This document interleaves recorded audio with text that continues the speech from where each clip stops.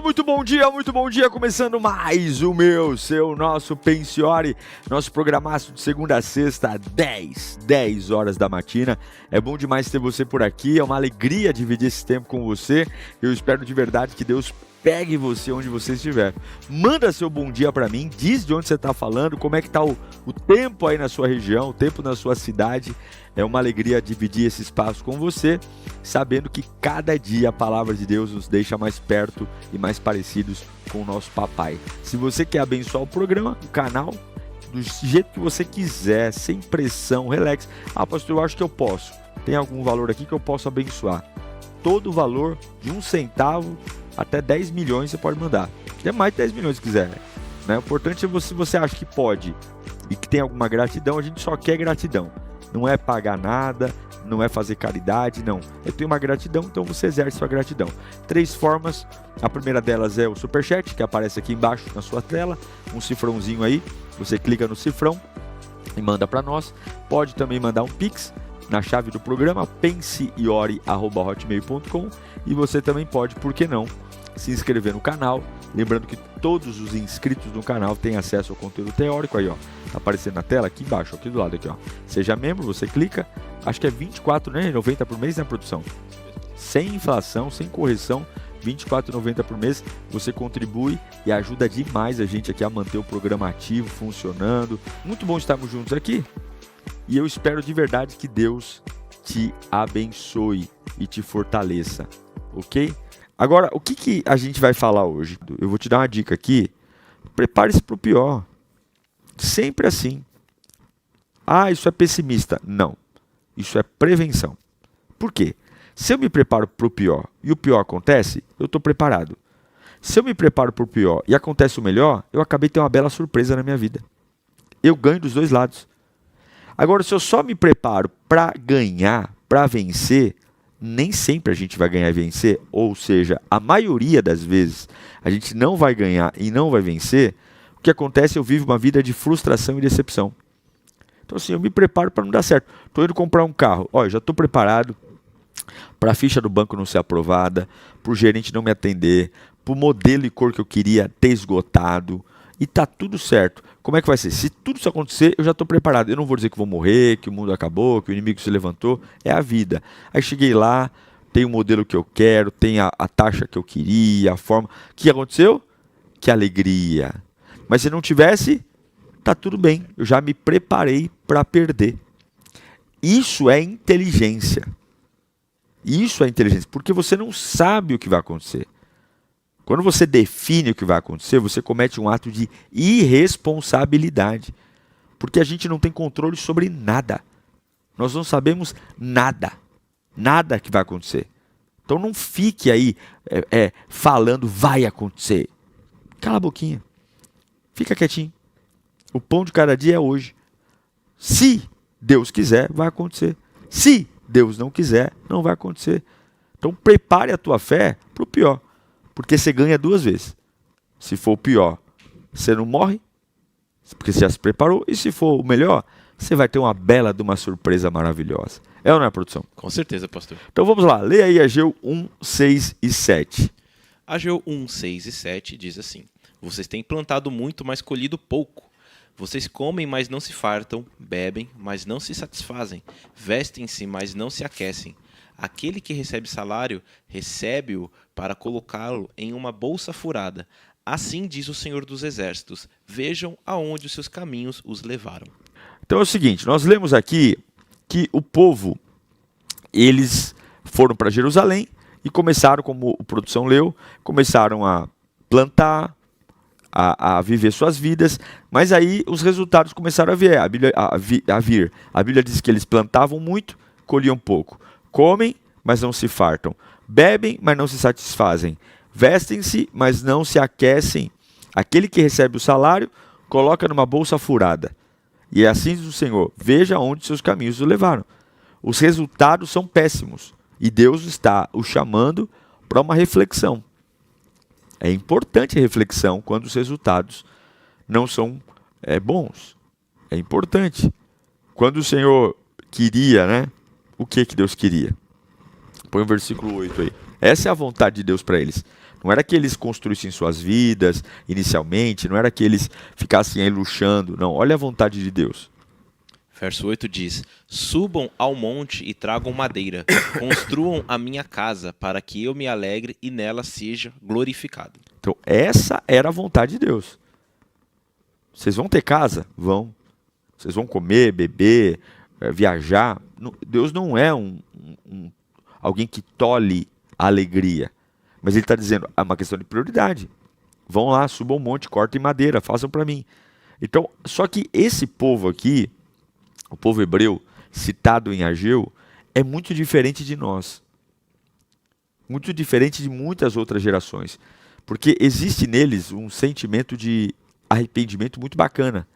Quando o Deus usa ali o Zorobabel, o Josué, o Ageu, para exortar o povo, que abandonou o fundamento da casa para ir construir as suas próprias questões, eles não ficaram de resenha, nem meteram louco, e nem ficaram fingindo que a conversa não era com eles. Foram fazer o que Deus mandou. Quer ver a prova disso? Olha lá, Ageu 1, lê do 9 ao 11 para mim. Vocês esperavam muito, mas eis que veio pouco. E o que vocês trouxeram para casa, eu o dissipei com um sopro. Olha o lobo aí, ó. Quem soprou na casinha? Foi Deus. E por que eu fiz? Declara o Senhor dos Exércitos. Por causa da minha casa, que ainda está destruída, enquanto cada um de vocês se ocupa com a sua própria casa. Por isso, por causa de vocês, o céu reteve o orvalho e a terra deixou de dar o seu fruto. Nos campos e nos montes provoquei uma seca que atingiu o trigo, o vinho, o azeite e tudo o mais que a terra produz, bem como os homens e o gado. O trabalho das mãos de vocês foi prejudicado. Deus está falando, sabe por que vocês estão plantando muito, colhendo pouco? Come, come, come, vive com a barriga roncando? Porque vocês se preocuparam com vocês e não com a minha casa. Deus está dizendo, eu provoquei a seca no campo. Eu fiz a semente não ser tão fértil. Eu deixei a comida sem sustento. Porque Deus está chamando a atenção. Gente, não tem outra forma. Ai, nossa, que Deus ruim. Não, Deus não é ruim. Deus fez a gente. Você acha que você se conhece? Conhece nada, eu não me conheço. Quem conhece a gente é o fabricante. Deus sabe que se tudo na nossa vida continuar bem, a gente nunca vai cair em si para falar, eu tenho que voltar para a presença de Deus. Pode vir aqui, qualquer igreja, aqui na Lírio, qualquer igreja, de 90% das pessoas que vêm a Deus, elas vêm porque elas estão perdidas. E os 10% estão quase se perdendo. 90% já estão perdidas, 10% estão caminhando para a perdição. Porque o ser humano é assim, eu sou assim. Você, produção, é assim. Então Deus foi lá, provocou seca, porque cada um se ocupava com a sua própria casa. Não havia comunhão, não havia unidade, não havia fidelidade, não havia temor, não havia respeito. Porque eu não sei em que momento da vida nós achamos que a nossa vida é nossa. Eu não sei em que momento da nossa história nós colocamos na cabeça que nós somos donos da nossa vida. Nós somos feitos por Deus e para Deus. E Ele tem todo o direito de reivindicar a nossa devoção. Só que essa geração faz uma coisa que infelizmente as outras raramente faziam. Eles ouviram o profeta e se moveram. Lê aí. Depois que Deus deu um sacode neles, dizendo, por isso que vocês não colhem o suficiente, por isso que vocês não satisfazem, porque vocês escolheram construir a casa de vocês antes da minha. Olha, aí você vai ver o raciocínio do povo. Ageu 1, 12 e 14. Zorobabel, filho de Sealtiel, Josué, filho de Jeozadaque, o sumo sacerdote e o restante do povo obedeceram à voz do Senhor, o seu Deus, por causa das palavras do profeta Ageu, a quem o Senhor, o seu Deus, enviara, e o povo temeu ao Senhor. Então Ageu, o mensageiro do Senhor, trouxe esta mensagem do Senhor para o povo. Eu estou com vocês, declara o Senhor. Assim, o Senhor despertou o ânimo de Zorobabel, filho de Sealtiel, e o governador de Judá, de Josué, filho de Jeozadak, o sumo sacerdote, e de todo o remanescente do povo, e eles começaram a trabalhar no templo do Senhor dos Exércitos, o seu Deus. Não é bonito a humildade? Hã? Uma pessoa que tem maturidade. Gente, isso aqui é coisa pra gente adulta. Isso aqui não é conversa pra gente pequena, não. Isso aqui é conversa pra gente grande. Gente pequena não consegue fazer autoanálise. Gente pequena, não. Gente pequena não consegue dar o braço a torcer que tá errado. Isso é coisa pra gente grande. Gente maior de idade. Maior de idade emocionalmente. Pessoas adultas emocionalmente não tem nenhum problema de dizer, eu errei. Eu vou quebrar esse padrão na minha vida. Eu vou refazer minhas prioridades. Você pode me ensinar? Pô, me desculpa. Eu realmente me excedi. Eu me atrapalhei. Como é bonito, como é belo você olhar para alguém que tem ainda a grandeza de descer. Só os grandes descem. Pessoas pequenas lutam por cadeiras VIPs, lutam por holofortes, lutam por destaque, porque se não der o holoforte, o destaque, a cadeira mais alta, se não der a passarela para desfilar, não sobra nada. Não sobra nada. Pessoas grandes não precisam. Eu já vi, por exemplo, em lugares, gente brigando para sentar na frente. E o camarada que deveria sentar na frente, porque ele tem a posição para sentar, não faz questão, não, deixa o fulano sentar. E aquele camarada que não deveria sentar, briga para sentar. Por quê? Porque quem é grande no que faz, sabe que é grande sentando na frente, ou na última cadeira, ou no banheiro, ou na garagem. O pequeno não. O pequeno, se não tiver o lugar de destaque, ele some, ele desaparece. Uma salva de palmas para esse povo aqui. Porque eles são grandes. Quando o Zorobabel, filho de Saatiel, vai dar o recado de Deus, a resposta deles é, vamos obedecer a Deus. Está errado. Vamos mudar nossa rotina. Voltou o temor. E aí a Bíblia diz que Deus se alegrou tanto que o Senhor renovou o ânimo do povo. E aí eles foram trabalhar no templo. Será que não é isso que falta para a gente? Dar uma virada na nossa vida? Quebrar um padrão? Quebrar um jeito? Não fazer como antes? Cair a ficha e dizer, eu realmente pisei na bola. Eu passei do ponto, não está legal. Eu vou dar um restart na minha vida aqui. Eu vou voltar para as minhas origens. Vou voltar a fazer o que eu fazia antes, de um jeito novo. Ou a gente vai seguir na mesma página. Então, a reconstrução começa quando a resistência termina. Agora, que resistência é essa? A resistência interna. Que inimigo vai ter sempre, gente. Olha, gente para encher o saco. Mas que chuchu. Hã? Gente para encher o saco, gente para atrapalhar, gente para infernizar a nossa vida.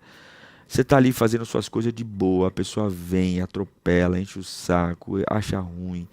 Ou então pessoas que arrancam sua energia, ampliando dificuldades que nem são. Você ali, vindo da guerra, tomou facada, tomou escudada na cabeça, tomou bombardeio, aí o outro tá chorando porque a unha tá encravada, e você ainda tem que consolar ele, você ali todo ensanguentado, cheio de hematoma, e aí, ai, minha unha encravou, e aí você fala, ai, tadinho dessa unha, né, e você ali, é a vida, isso é a vida, tá, é a vida não é bonita, a vida é feia, bonita é Deus, bonita é a presença de Deus, bonita é a unção de Deus, a vida não é bonita, as pessoas não são boas, bom é o Espírito Santo que mora nas pessoas que o aceitam. A maioria das pessoas não. Porque eu preciso preparar você para esse evangelho que não é romântico. Porque estão escondendo a dor da conversa. Estão criando um evangelho onde nós nos tornamos idiotas. Não raciocinamos, não pensamos. Vemos bondade em todo mundo. Bondade. Aí tem um monte de gente agonizando porque foi um ingênuo de ver bondade em todo mundo e depois se lascou todinho. Não é para você também ficar vendo demônio em todo mundo, mas é ir devagar, pô. É devagar. Não é para sorrir para todo mundo. Qualquer coisa arreganha os dentes. Pô, vamos devagar. O que eu quero te ensinar com isso? Olhando para esse povo que mudou a história. Primeira coisa, a mentira de que você precisa repetir a história. Não precisa. Não precisa fazer absolutamente nada que você fez antes.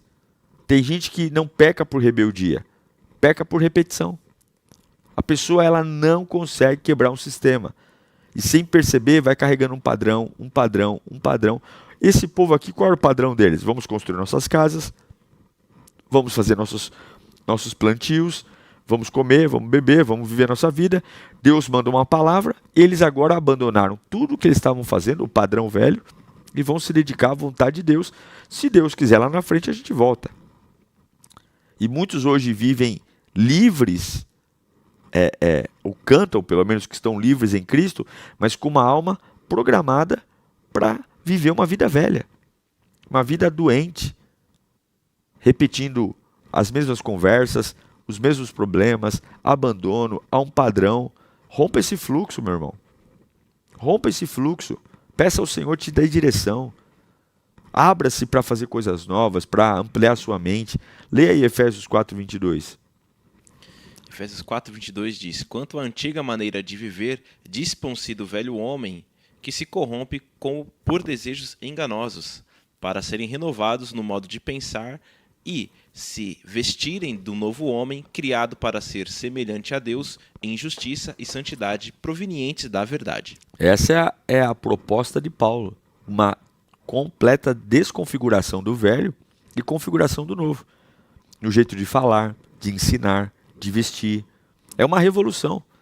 Você não foi salvo para repetir a história dos teus pais. Jesus não deu a vida na cruz para você ser a mesma pessoa. Existe uma proposta de uma revolução em você.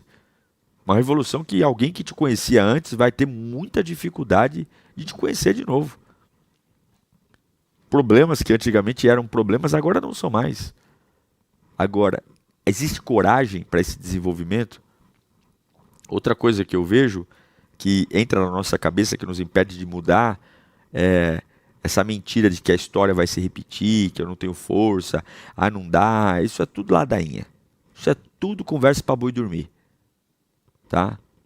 Tudo conversa. Quando você põe um ponto final em uma situação, é porque você não tem coragem de fazer nada diferente. Eu sou assim porque eu sou assim. É porque você não tem coragem. Isso aqui eu nunca vou mudar. Porque você não quer ter trabalho. Quem não quer ter trabalho, põe ponto final. Acabou. O ponto final encerra um monte de coisa. Porque quem é que vai te cobrar alguma coisa se você já põe um ponto final? Quem é que vai insistir? Eu não quero, acabou, ponto. E eu fico vendo um monte de gente com ponto final e enchendo o saco o que é uma vida nova. Não tem como você pôr ponto final numa situação e querer uma vida nova, pô. O ponto final que eu digo aqui não é encerrar a história, é encerrar a sua atitude. Porque uma história não se muda com um ponto final. Uma história se muda com novas atitudes. Você só deixa de escrever uma história velha quando você começa a escrever a nova. O problema é que a gente põe um ponto final na história velha e não faz mais nada. Absolutamente nada. Senta em cima e não faz mais nada.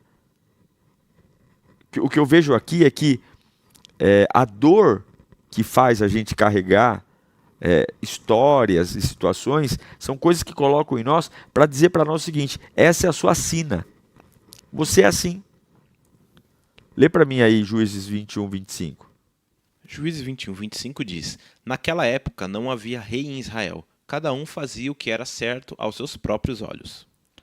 Então, Israel tinha um tempo dos juízes e viveu sob o peso de líderes ausentes. Famílias divididas. E qual é o resultado? O resultado é que o povo ficou solto. Cada um fazia o que queria, sem direção, sem reinado. Uma coisa que nós temos que crer de forma muito poderosa é que você não precisa mais se mover pela ferida. Você pode se mover pela verdade. Você não pode mais responder numa reunião num tom de voz que é o tom que você usava quando estava sangrando na empresa antiga. Você não pode mais se valer de um comportamento doente para justificar a sua completa atrapalhação emocional, seu desequilíbrio. Você não pode. Você tem que propor algo novo para você. E Deus está falando com você aqui hoje. O Espírito de Deus está falando. Sabe por que você está trabalhando tanto e não consegue sair da mesma? Sabe por que você corre e não chega a lugar nenhum? Sabe por que você tem um sonho tão poderoso, mas nunca sai do papel? Porque você está fazendo do seu jeito. Volta a construir minhas coisas primeiro. Volta a fazer a minha casa. Que eu te darei energia, disposição, para você seguir em frente. Eu acredito muito, de todo o meu coração, de toda a minha força. Eu acredito que Deus tem planos incríveis para você. Eu creio. Só que isso não vai vir se você se motivar pela dor. Eu poderia aqui hoje falar um monte de coisa para você. Pastor, o senhor tem dores? Eu tenho. E eu digo para você que esse meu jeitão prático, esse meu jeitão bem resolvido, né, algumas vezes que eu tento passar aqui para você, de não esticar o chiclete, é porque foi a forma que eu sobrevivi em muitas etapas da minha vida. Eu aprendi. Se eu não aprendesse isso, eu ia me tornar uma pessoa amarga, covarde, medrosa. Eu ia me esconder. Eu ia permitir que os meus medos vencessem. Então o que eu fiz? Eu me preparei para o pior. E eu entendi que a única forma de cura é o movimento. Não tem outra forma de cura. Não tem. Se você quer uma cura e não se move, você não quer cura. Você não quer. Esse é o problema. Esse é o problema. Porque crescer dá trabalho. Dá trabalho ganhar mais dinheiro. Dá trabalho ter uma família sadia. Dá trabalho perder peso. Eu estava conversando com uma pessoa acima do peso e a pessoa falando que ela já fez de tudo, que não sei o que ela não consegue. Mentira. Não fez de tudo, não. Que ela não consegue. Claro que não consegue. Você só emagrece se você tiver déficit calórico. Não tem outro jeito. Você não anda. E você come? Pô, você quer o que da vida, cara? Não, me responda. O que você quer? Você quer que o anjo de Deus venha com uma chapa quente queimando toda a gordura por fora assim? Não vai vir, pô. É uma questão matemática. Você não consegue prosperar se você gasta mais do que ganha. Mas Deus faz milagre. Deus faz milagre na proporção daquilo que é possível. Porque Deus não vai lidar com preguiçoso. Veja, eu não estou chamando gordinho de preguiçoso. Não estou chamando gente que deve de preguiçoso. Eu estou dizendo pessoas que se escondem atrás de uma desculpa para dizer que são o que são, que não conseguem mudar. Não é fácil. Mas também não é fácil ser gordinho. Não é fácil ganhar dinheiro. Mas também não é fácil viver devendo as cuecas. Verdade. Não é. Não é fácil você ser empreendedor. Ousar. Mas também não é fácil viver aí às custas da caridade de todo mundo. Você tem que escolher qual é o seu difícil. Qual é o seu difícil? É difícil obedecer a Deus. Porque agora, para obedecer a Deus, eles vão ter que largar a casa deles, a plantação deles, as rotinas, para construir o templo de Deus lá no monte. Mas o que Deus está fazendo? Eu vou te dar unção. Lê para mim aí Ageu 1, 13 e 14. Olha que ânimo. Ageu 1, 13 e 14 diz assim: Então Ageu, o mensageiro do Senhor, trouxe esta mensagem do Senhor para o povo. Eu estou com vocês, declara o Senhor. Assim o Senhor despertou o ânimo de Zerobabel, filho de Sealtiel e governador de Judá, de Josué, filho de Jeozadaque, o sumo sacerdote, e de todo o remanescente do povo. E eles começaram a trabalhar no templo do Senhor dos Exércitos, o seu Deus. É isso aí. Hoje a gente não pode falar mais nada. A gente vive uma fase que tudo magoa as pessoas. Tudo. Porque as pessoas elas querem falar o que elas pensam, mas elas não querem ouvir nada. Principalmente quando a gente encontra uma desculpa legal para a nossa desgraça. Há de você se começar a dizer que a minha desculpa ela é falsa, hein? Porque eu tenho uma boa desculpa para ser essa desgraça que eu estou vivendo aqui. Essa vida sem graça, essa vida sem brilho, eu estou me destruindo, mas eu sou uma pessoa que tem uma boa desculpa para estar nessa vida desgraçada que eu tenho. Senta que eu vou te contar. É isso. Histórias tristes não mudam histórias reais. Contos, desculpas, não mudam você. Quando eu escrevi o livro Seu Maior Problema é Você, eu escrevi pensando nessas pessoas. Pessoas que o tempo todo, culpa o Estado, culpa a família, culpa o namorado, culpa o ex, culpa o pastor, é o hambúrguer, é o McDonald's, é o sódio, é a gordura trans, é o agrotóxico, é onde mora.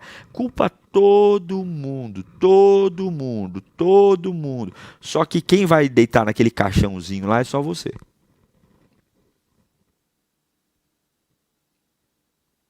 Aquela maca de UTI, é você que vai deitar nela.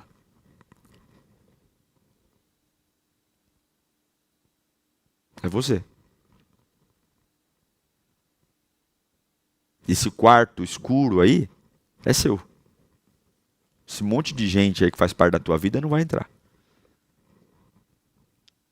Quando você se enfrenta, e tem que ter coragem, hein? Tem que ter coragem para se enfrentar. Quando você se enfrenta, as coisas mudam. Quando você é um bunda mole de um frouxo, que não tem nem coragem de olhar no espelho e aponta o dedo para todo mundo, você é um covarde. Vai morar na Coitadolândia e a Capetolândia vai te arrebentar, vai ter uma vida desgraçada, medíocre, sem graça, que quando tu morrer, tu não vai ser lembrado nem pelo cachorro. Ai, pastor, credo. Eu estou falando a verdade. Você quer o quê? Você quer que eu fique chamando você de lindo, de linda? Você quer que eu pare minha vida para viver a sua? Não vou. Desculpa, mas o evangelho de Jesus é esse. A vida não é um passeio, a vida é uma guerra. Aí você vê uma pessoa, há um tempo atrás, eu vou falar o nome dela, a Thaís Carla, né? Que ela era bem fortinha. Que ela começou a dizer, meu corpo, eu sou livre para ter o corpo que eu tenho. Maravilha. Ela é livre, só que ela estava dizendo o seguinte, que ela gostava de ser obesa. Certo? Certo. Só que ela começou a ter um monte de problema de saúde, o que ela foi fazer? Lipo. Não, bariátrica. Foi fazer bariátrica. E tá tudo bem fazer bariátrica. Só que ela passou a vida dela dizendo o seguinte, se você é gordinho como eu, tá tudo bem. Tá tudo bem, fica assim. Só que aí quando a saúde apertou, ela foi fazer bariátrica. Eu quero ver se ela vai voltar agora para dizer que obesidade é doença. Obesidade não é estilo de vida. É doença. Agora, chega no não me se você falar que obesidade é doença, eu vou te dar um processo. Pô, as pessoas hoje, elas estão encontrando desculpa para sua desgraça. E a desgraça você tem que enfrentar. Você tem que dizer, desgraça, sai da minha vida. Sai! Eu não quero você perto de mim, não. Eu não quero ser marcado por você, não. Eu quero uma vida feliz. Eu quero viver, eu só tenho uma vida nessa terra. Não, eu fico brigando com a humanidade. Vamos lá, eu vou te dar algumas dicas aqui, e eu quero que você anote no bloco de notas. Nós vamos nos aprofundar nessa história do recomeço aqui, porque o povo hebreu, eles tomaram essa lapada de Deus e foram para cima. E hoje eu quero ser essa lapada, eu quero ser o seu Zorobabel aqui hoje. Eu sou Diego Benin Zorobabel. Zorobabel é meu terceiro nome. Eu quero hoje ser porta-voz de Deus, onde você vai priorizar o reino, e você vai recomeçar do jeito certo. Deus vai te animar. Não sei se tu vai para academia, não sei se tu vai parar de comer, não sei se tu vai voltar a estudar. Eu não sei o que você vai fazer, mas a desgraça não será a tua desculpa. Não vai ser. Não deixe essa história triste grudar em você. Primeira coisa, entenda que não é sobre a sua força. Quando o povo disse, nós vamos reconstruir o templo, a Bíblia diz que Deus os energizou. Como se desse lá um espinafre para o Popeye. Deu lá um gás. Deus vai te dar energia. Não é fácil não, mas você vai. E vai na força do ódio. Você gosta de esperar a felicidade para ir. Felicidade é coisa de quem usa droga. Essa felicidade instantânea. É ou não é? Só dar uma cheiradinha ali. Ai, que felicidade. Isso não é de Deus, não. A felicidade de Deus é constante. E é dia após dia. Ah, eu quero uma alegriazinha para ir. Tá cheio de gente na Cracolândia querendo alegriazinha. Não é alegriazinha, é disciplina. É fazer todo dia. Mas a Bíblia diz que o Senhor os encorajou. O Senhor os encorajou. Não antes, depois que eles disseram, nos perdoe, Senhor. Nós vamos retomar nossa vida. Olha lá, Filipenses 2,13. Pois é Deus quem produz em vocês tanto o querer quanto o realizar, de acordo com a boa vontade dele. Quem é que faz? Deus. É Deus, de acordo com a boa vontade dele. Agora, se ele só faz de acordo com a boa vontade dele, meu Deus, onde é que eu tenho que estar? No centro da vontade de Na Deus. vontade dele. Se é Deus que efetua em você o querer e o realizar, onde que ele faz isso? No teu plano? Não, no plano dele, porque ele não vai ficar jogando pérola aos porcos. Então, quando o povo caiu a ficha, vamos ouvir a Deus, porque a gente está plantando, não está colhendo, está comendo, não está matando a fome, está bebendo, não está matando a sede. Nossa vida está o pó do que suco, a água da salsicha. Vamos voltar para Deus, vamos priorizar, vamos construir o templo, vamos cortar madeira. Quando Deus viu eles indo, o que Deus fez? Tó poder, tó glória, tó unção, tó renovo. Vamos lá, vamos lá, vamos lá. É isso aí. Então, entenda que a força vai vir quando você se posicionar. Segunda coisa, desfaça as amarras no lugar onde elas começaram. Não precisa ser igual. Esse negócio de ser viúvo de gente viva, viúvo de empresa aberta. O que é o viúvo? É o cara que tem uma companheira, um companheiro e morreu. Mas viúvo de gente viva. Começou, não deu certo, acabou. Vira a página. Não gasta. Quer gastar? Gasta 12 horas de uma noite. O choro dura uma noite. Mas a alegria vem pela manhã. As raízes dos ciclos que te travavam, de memórias, de sensações, tudo isso aí, joga para debaixo do tapete, joga fora, joga no lixo. Tem muita coisa que não é rompida porque nós estamos literalmente amarrados. Solta essas amarras, pelo amor de Deus. Vai mudar esse cabelo, vai mudar, pinta um caju aí, vai fazer luzes, entendeu? Vai fazer um botox, vai pintar barba, vai dar. Se não consegue recalchutar por dentro, recalchuta por fora. Né? Faz alguma coisa. Faz alguma coisa, mostra para Deus que você está disposto a soltar o que te amarra, a largar essa conversa fiada. Para com isso. Você precisa parar de tratar as correntes como decoração da tua vida. Não, isso não é, tua vida não é casa do terror não, meu irmão. Tua vida é uma casa onde Deus habita.